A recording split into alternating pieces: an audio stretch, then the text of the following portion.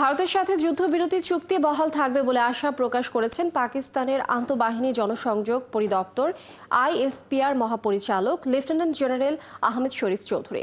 সংবাদ মাধ্যমকে দেয়া সাক্ষাৎকারে আইএসপিআর মহাপরিচালক আহমেদ শরীফ জানিয়েছেন, ভারতের সঙ্গে 4 দিনের সংঘাতের পর উভয় দেশের ঊর্ধ্বতন কর্মকর্তারা হটলাইনের মাধ্যমে যোগাযোগে ছিলেন।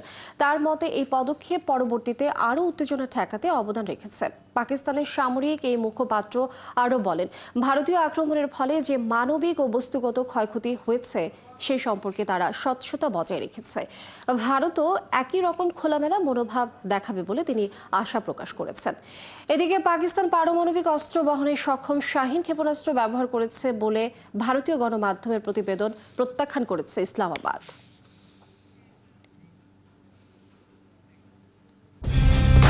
কালার এক্সপার্ট, জর্জ স্যাপ এবং মাইল্ড অন হ্যান্ডস টেকনোলজি সমৃদ্ধ অরিক্স ক্রিস্টাল ওয়াশ আপনার লন্ড্রি এক্সপার্ট।